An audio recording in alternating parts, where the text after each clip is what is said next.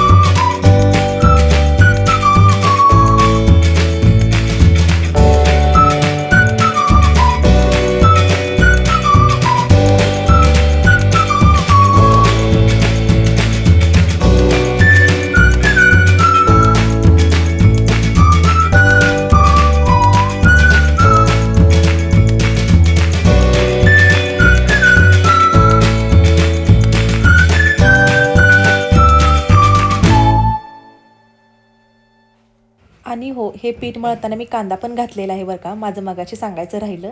तर बघा तुम्ही, पराठा किती छान दिसत आहे. पानं जरी मी चिरून घातलेली नाही आहेत, अशीच डायरेक्ट घातलेली आहेत, तरी पण त्याच्यामध्ये मस्त असं मिक्स मॅच झालेलं आहे.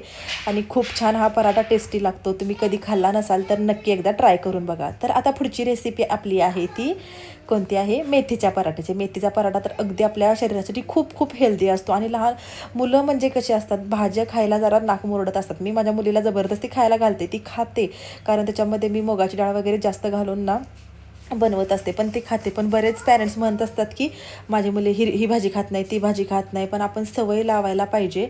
आणि ह्यात आयांचा दोष नसतो. आया भरपूर सवय लावण्याचा प्रयत्न करत असतात, पण मुलं खात नाहीत. पण माझी मुलगी टचवूड सगळं खाते, त्यामुळं मला कशाचंच टेन्शन नाही आहे.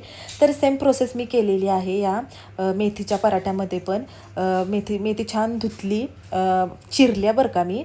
चिरून झाल्यानंतर त्याच्यामध्ये गव्हाचं पीठ घेतलेलं आहे, मिरची आणि लसूण पेस्ट टाकलेली आहे, तीळ, जिरं आणि ओवा पण टाकलेला आहे, थोडा हिंग टाकलेला आहे, हळद टाकलेली आहे. आणि आता मी छान हे काय करून घेणार आहे, जिरे टाकले बरं का, जिरे टाकले. त्यानंतर हे सगळं मी आता मिक्स करून घेणार आहे, छान अशी कणिक मळणार आहे. आणि त्यानंतर मग पराठे छान लाटून घेणार आहे. तुम्ही हा पण पराठा नक्की बघा. तुम्ही कोणत्या पद्धतीने करताय हे पराठे मला नक्की कमेंट करून सांगायला अजिबात विसरू नका. आणि ही रेसिपी आवडली, तुमच्या मुलांनी खाल्ली तर मला नक्की सांगा. कारण माझ्या क्लासमध्ये येणाऱ्या पॅरेंट्सना सुद्धा मी सांगते की ते पण म्हणत असतात माझा मुलगा हे खात नाही ते खात नाही.